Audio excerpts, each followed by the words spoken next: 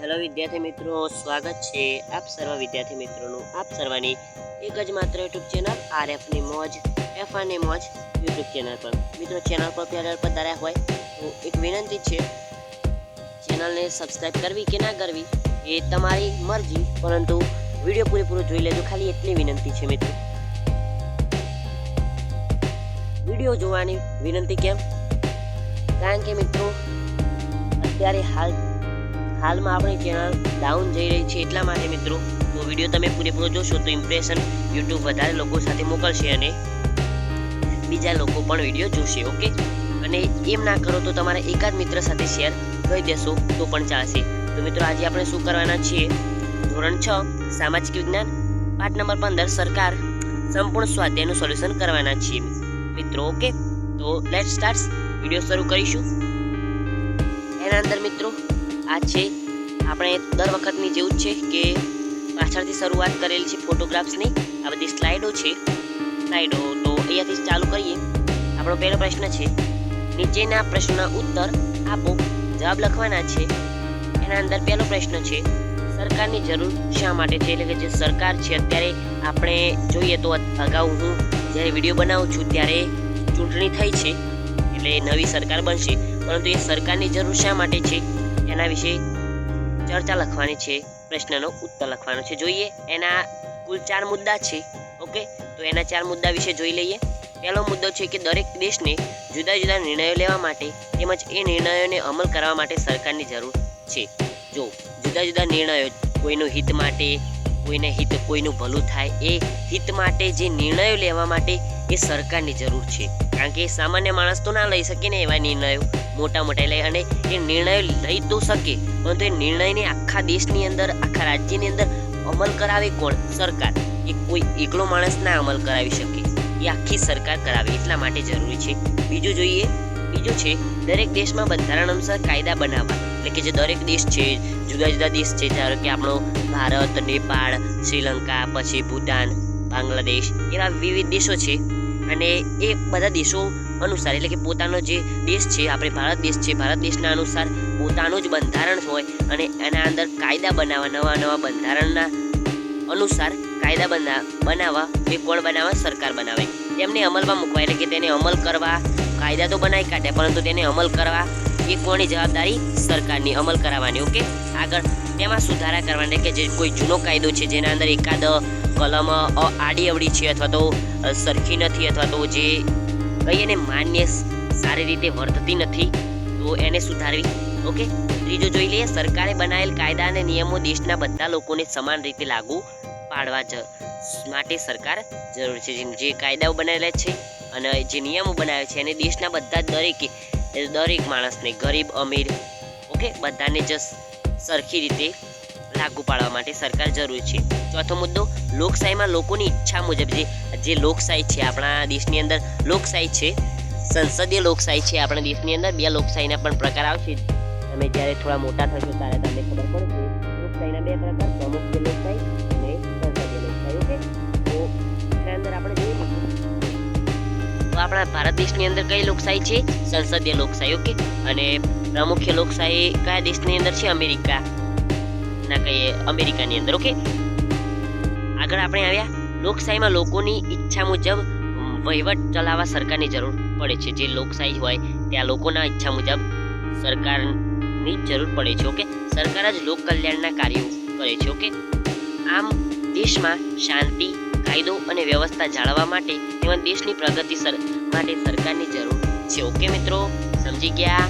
જોઈ લો. આગળનો પ્રશ્ન છે સરકારના મુખ્ય કેટલા અને કયા પ્રકાર? એના અંદર જોઈએ તો સરકારના મુખ્ય 3 પ્રકાર છે: લોકશાહી સરકાર, સામ્યવાદી સરકાર અને રાજાશાહી સરકાર. રાજાશાહી સરકાર આપણા ભારત દેશની અંદર પહેલા બહુ હતી.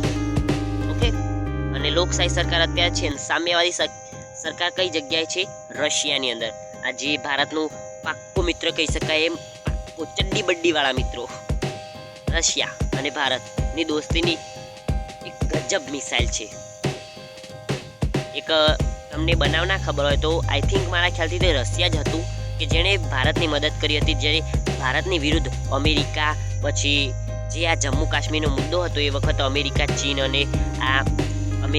અને તે પાકિસ્તાન જે જમ્મુ કાશ્મીરનો મુદ્દો હતો ત્યારે બધા જે ત્રણે હા આપી દીધી કે જમ્મુ કાશ્મીર પાકિસ્તાને આપવું જોઈએ, પરંતુ એક રશિયા જ હતું જેણે ભારતનો સપોર્ટ કરી અને ભારત પેલું વીટો પાવર તમારે ભણવાનું આવશે, વીટો પાવરનો ઉપયોગ કરીને એક રદ-બાતલ કરાવે નિર્ણય કે ના, જમ્મુ કાશ્મીર એ ભારતનું છે, હશે અને રહેશે.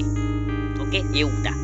તો આગળ જોઈ લઈએ મિત્રો. આગળ આપણે છે દુનિયામાં સરકારના મુખ્યત્વે કેટલા પ્રકાર જોવા મળે છે. દુનિયાની અંદર સરકારના મુખ્ય 4 પ્રકાર સરકારના. ઓકે, આના અંદર સરકારના મુખ્ય કેટલા અને કયા પ્રકાર છે? સરકારના મુખ્ય, ઓકે, હા, મુખ્ય પ્રકાર અને દુનિયામાં સરકારના મુખ્યત્વે કેટલા પ્રકાર છે? ઓકે, જોવા મળે છે. એના અંદર લોકશાહી સરકાર, સામ્યવાદી સરકાર, સરમુખત્યારશાહી. અને આ બેની પ્રશ્નની અંદર થોડું એક જ જેવા લાગે છે, એટલે જોઈ લેજો તમારે ચોપડીની અંદર. રાજાશાહી સરકાર ચોથું. આગળ જોઈએ તો ચોથો પ્રશ્ન, આપણા દેશમાં કયા પ્રકારની શાસન વ્યવસ્થા જોવા મળે છે? લોકશાહી શાસન વ્યવસ્થા, સંસદીય લોકશાહી. અમે કીધું ને સંસદીય લોકશાહી. પ્રશ્ન નંબર 2 જોઈએ. યોગ્ય જોડકા જોડવાના છે. એના અંદર પહેલું રાજ્ય સરકાર, તો એના અંદર જવાબ આવશે આપણું ચોથું, સમગ્ર રાજ્યમાં કાર્યભાર સંભાળે છે. કોણ? રાજ્ય સરકાર. આગળ સ્થાનિક સરકાર, એના અંદર ગામ કે શહેર માટે કાર્યભાર સંભાળે છે સ્થાનિક સરકાર. રાષ્ટ્રીય સરકાર, સમગ્ર દેશમાં કાર્યભાર સંભાળે છે.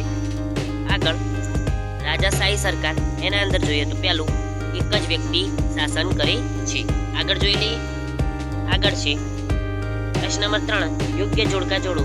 પહેલું, લોકશાહીમાં લોકોને કેન્દ્ર સ્થાને મનાય છે. તો અબ્રાહમ લિંકને લોકશાહીની વ્યાખ્યા આ પ્રમાણે આપી છે: લોકશાહી સરકાર એટલે લોકોનું, લોકો માટે અને લોકો વડે ચાલતું તંત્ર. Government of the people, for the people and by the people. લોકશાહીમાં લોકો મતદાન દ્વારા પોતાના પ્રતિનિધિઓ ચૂંટે છે. એ પ્રતિનિધિઓ દેશના વહીવટ માટે સરકારની રચના કરવામાં આવે છે. એ સરકારે લોકોની ઈચ્છા એટલે કે લોકમત અનુસાર દેશનો વહીવટ કરવો પડે છે. જો સરકાર લોકોની ઈચ્છા મુજબ વહીવટ કરતી નથી તો લોકો આગામી ચૂંટણીમાં તેને ફરીથી દેશનો વહીવટ સોંપતી નથી. આમ લોકશાહીમાં સરકારની રચના લોકોનું જ સાર્વભૌમત્વ હોવાથી કહી શકાય કે લોકશાહીમાં લોકોને કેન્દ્ર સ્થાને મનાય છે. આગળ જોઈએ. આગળ લોકોના અધિકારો રાજાશાહીમાં જળવાતા નથી. પ્રશ્ન નંબર 2 છે રાજાશાહીમાં વ્યક્તિ કેન્દ્રીય સ્થાને હોય છે. તેમાં રાજાનું પદ વારસાગત હોય છે. રાજાશાહીમાં લોકોને પોતાનું શાસક ચૂંટવાનો અધિકાર હોતો નથી. રાજાશાહીમાં સર્વ સત્તા રાજાના હાથમાં હોય છે. તેમાં રાજાની ઈચ્છાએ જ કાયદો હોય છે. રાજાએ લીધેલા નિર્ણયોને આખરી ગણાય છે. તેથી રાજાશાહીમાં લોકોના અધિકાર જળવાતા નથી. ઓકે, આગળ સરકાર કાયદામાં ફેરફાર કરે છે. તો લોકશાહીમાં દેશના વહીવટ માટે લોકોએ ચૂંટેલા પ્રતિનિધિઓમાંથી સરકારની રચના થાય છે. સરકાર બંધારણને કેન્દ્રમાં રાખીને લોકોની ઈચ્છા લોકમત અનુસાર લોકહિત માટે જરૂરી કાયદા ઘડે છે. લોકશાહીમાં જો લોકમત બદલાય તો સરકારે ઘડેલા કાયદા સરકારે અમલમાં મૂકેલ કાયદામાં ફેરફાર કરવા પડે. લોકશાહીમાં સરકાર કાયદામાં ફેરફાર કરવાની સત્તા ધરાવે છે. આથી સરકાર કાયદામાં ફેરફાર કરે છે. આગળ છેલ્લો પ્રશ્ન છે પ્રશ્ન નંબર 4, નીચેના વિધાનો ખરા છે કે ખોટા તે જણાવો. એના અંદર પહેલું છે લોકશાહીમાં લોકોના હાથમાં સત્તા છે. તો સાચી વાત છે, ખરું. બીજું, રાજાશાહી શાસક ચૂંટણી વગર પસંદ થાય છે. તો ખરું. ત્રીજું, અદાલત સરકારને વિવિધ મુદ્દાઓ માટે સૂચન કે આદેશ કરી શકે છે. તો સાચું. મિત્રો, આ હતો આપણો વિડીયો. આના સિવાય બીજા અન્ય વિડીયો પણ આખી ચોપડીનું સ્વાધ્યાયનું સોલ્યુશન આપણી ચેનલ પર મુકાય છે. તો ત્યાંથી તમે જોઈ શકો છો. લિંક નીચે ડિસ્ક્રિપ્શનના અંદર છે અને PDF તમે મેળવી શકો છો. PDF ડાઉનલોડ લિંક પરથી એ પણ નીચે ડિસ્ક્રિપ્શનના અંદર છે. ઓકે, તો આવજો. Tata, good bye, take care, love you all.